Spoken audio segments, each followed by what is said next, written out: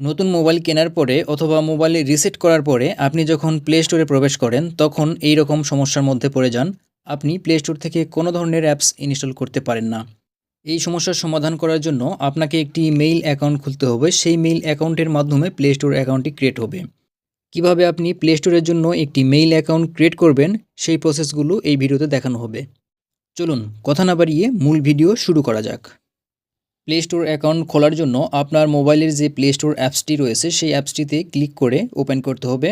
Open করার পরে আপনি সাইন ইন নামে একটি অপশান দেখতে পাচ্ছেন। এই সাইন ইন এই অপশানের উপরে ক্লিক করতে হবে। সাইন ইন এই অপশানে ক্লিক করার পরে কিছুক্ষণ লোডিং নেবে।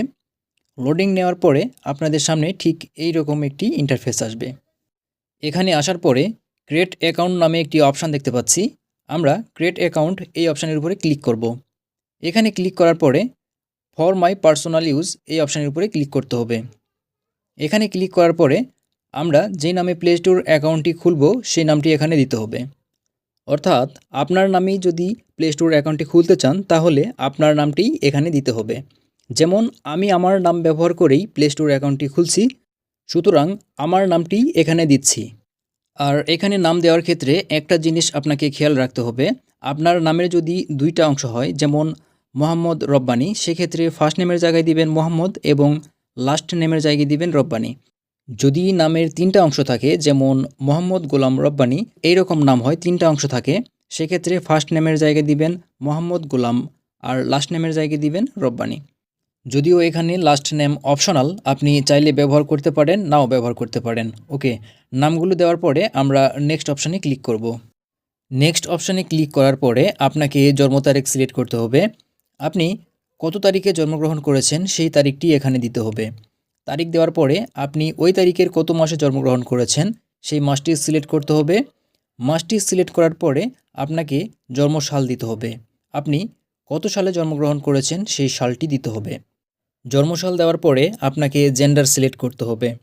জেন্ডার সিলেকশন করার জন্য জেন্ডার নামে যে অপশানটি দেখতে পাচ্ছেন এই অপশানের উপরে ক্লিক করতে হবে। এখানে ক্লিক করার পরে আপনি যদি ছেলে হন তাহলে মেল এই অপশানের উপরে ক্লিক করবেন, আর যদি মেয়ে হন তাহলে ফিমেল এই অপশানের উপরে ক্লিক করবেন। জেন্ডার সিলেকশন করার পরে নেক্সট অপশানে ক্লিক করব। এখানে আসার পরে আপনাকে একটি ইউজার নেম দিতে হবে। এই ইউজার নেমটি আপনি কিভাবে দিবেন? আপনার যে নামটি রয়েছে সেই নামের শেষে আপনি কিছু সংখ্যা যুক্ত করতে পারেন। এতে করে আপনার নামটি ইউনিক হবে, কারণ এখানে যে ইউজার নেমটি ব্যবহার করবেন এই নামটি অন্য কারো নামের সঙ্গে মিলবে না। এই নামগুলো সব সময় আলাদা হবে, এজন্য আমরা নামের শেষে কিছু সংখ্যা যোগ করব। ওকে, সেইভাবেই আমি একটি ইউজার নেম তৈরি করছি। এখানে আমার নামটি দিলাম। নামটি দেওয়ার পরে একটি ডট দিলাম। ডট দেওয়ার পরে আমি 2025 এই সংখ্যাটি লিখে দিব। যদি এই নামটি কেউ ব্যবহার করে তাহলে আমি এই নামটি নিতে পারবো না, আর যদি কেউ ব্যবহার না করে তাহলে এই ইউজার নেমটি আমি ব্যবহার করতে পারবো। দেখতে পাচ্ছেন এই ইউজার নেমটি কিন্তু অন্য কেউ ব্যবহার করছে, এজন্য এখানে এই বক্সটির কালার রেড কালার হয়ে গেছে এবং এখানে লেখা উঠেছে that user name is taken. এখানে আমাকে অন্য একটি ইউজার নেম ট্রাই করতে বলছে। অথবা নিচের দিকে যদি আপনি লক্ষ্য করেন তাহলে অ্যাভেলেবেল নামে আরেকটি ইউজার নেম নিচে দেখা যাচ্ছে। এই ইউজার নেমটি গুগল সাজেস্ট করেছে। আমি চাইলে এই ইউজার নেমটিও নিতে পারি, অথবা আমার নামটি আরও ইউনিক করে আমি আমার পছন্দ মতো নামটিও নিতে পারি। ওকে, আমি আরেকটি ইউজার নেম ট্রাই করছি, দেখি এই ইউজার নেমটি নিতে পারি কি না। এজন্য আমার ফুল নেমটি দিলাম। নামটি দেওয়ার পরে আবারও 2025 দিলাম। দেওয়ার পরে দেখতে পাচ্ছি এই ইউজার নেমটিও আমি নিতে পারবো না, এজন্য নামের শেষে বিডি যোগ করলাম। বিডি দেওয়ার পরে এবার নেক্সট অপশানে ক্লিক করতে হবে। নেক্সট অপশানে ক্লিক করার পরে যদি পরের স্টেপে যেতে পারি তাহলে বুঝবো আমরা ইউজার নেমটি নিতে পেরেছি। এবার এখানে আপনাকে একটি স্ট্রং পাসওয়ার্ড তৈরি করতে হবে। এই স্ট্রং পাসওয়ার্ডটি কিভাবে তৈরি করবেন? এই স্ট্রং পাসওয়ার্ড তৈরি করার জন্য আপনি 8 ক্যারেক্টারের বেশি বড় হাতের ওয়ার্ড, ছোট হাতের ওয়ার্ড, নাম্বার, সিম্বল এবং স্পেশাল ক্যারেক্টার ব্যবহার করে একটি স্ট্রং পাসওয়ার্ড তৈরি করতে পারেন। স্ট্রং পাসওয়ার্ড তৈরি করার জন্য আমি প্রথমে একটি বড় হাতের ওয়ার্ড দিলাম, তারপরে আরেকটি ছোট হাতের ওয়ার্ড দিলাম। এই দুটো দেওয়ার পরে আমি কিছু নাম্বার ব্যবহার করলাম। নাম্বারটি দেওয়ার পরে আমি কিছু স্পেশাল ক্যারেক্টার ব্যবহার করলাম। ওকে, এভাবে যদি আপনি পাসওয়ার্ড তৈরি করেন তাহলে আপনার পাসওয়ার্ডটি স্ট্রং পাসওয়ার্ড হবে, কারণ এখানে গুগল নিজেই বলতেছে আপনাকে একটি স্ট্রং পাসওয়ার্ড তৈরি করার জন্য। ওকে, আমরা স্ট্রং পাসওয়ার্ড তৈরি করলাম। পাসওয়ার্ডটি তৈরি করার পরে আমরা নেক্সট অপশানে ক্লিক করব। এবার এখানে আমাদের একটি ফোন নাম্বার দিতে হবে। এই ফোন নাম্বারটি এখানে দিলে সুবিধা কী হবে, আমরা যদি এই মেইলটির কিছু ইনফরমেশন ভুলে যাই তাহলে আমরা এই ফোন নাম্বারটি ব্যবহার করে এই মেইলটি আবার রিকভার করতে পারবো। সেজন্য আমি সাজেস্ট করছি আপনি এখানে আপনার যে ফোন নাম্বারটি রয়েছে সেই নাম্বারটি দিবেন।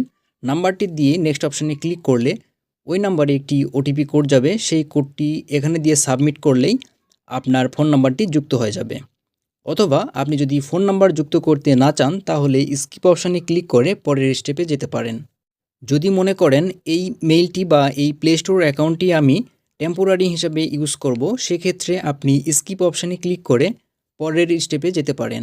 আমি শুধু আপনাদের দেখানোর জন্য এই অ্যাকাউন্টটি তৈরি করছি, সুতরাং স্কিপ করে আমি পরের স্টেপে চলে গেলাম। এরপরে আবারও আমাদের নেক্সট অপশানে ক্লিক করতে হবে। নেক্সট অপশানে ক্লিক করার পরে আমরা স্ক্রল ডাউন করে একটু নিচের দিকে আসব। নিচের দিকে আসার পরেই আমরা আই এগ্রি নামে একটি অপশান দেখতে পাচ্ছি। আমরা এবার আই এগ্রি এই অপশানের উপরে ক্লিক করব। এখানে ক্লিক করার পরে আমাদের পেজটি একটু লোডিং নেবে। লোডিং নেওয়া পর্যন্ত আমরা অপেক্ষা করব। এরপরে আমাদের সামনে এইরকম অপশান আসলে আমরা অ্যাকসেপ্ট এই অপশানের উপরে ক্লিক করব। অ্যাকসেপ্ট অপশানে ক্লিক করার পরে আমরা কিন্তু প্লে স্টোরে প্রবেশ করতে পেরেছি। সেই সাথে প্লে স্টোরের যাবতীয় অ্যাপসগুলো কিন্তু শো করছে। তার মানে এবার আমরা সফল ও সঠিকভাবে প্লে স্টোর অ্যাকাউন্টটি খুলতে পেরেছি। প্লে স্টোর অ্যাকাউন্টটি খোলার পরে আমরা এবার প্লে স্টোর থেকে যাবতীয় অ্যাপসগুলো ইনস্টল করতে পারবো। আজকের ভিডিওটি এ পর্যন্তই। ভিডিওটি ভালো লাগলে ভিডিওটিতে একটি লাইক দিয়ে ভিডিওটি শেয়ার করুন, যাতে এই ভিডিওটি দেখে অন্য কেউ উপকৃত হতে পারে। এবং আপনি যদি এই চ্যানেলে নতুন দর্শক হয়ে থাকেন তাহলে অবশ্যই চ্যানেলটি সাবস্ক্রাইব করে পাশে থাকবেন। অলরেডি সাবস্ক্রাইব করে থাকলে অসংখ্য ধন্যবাদ।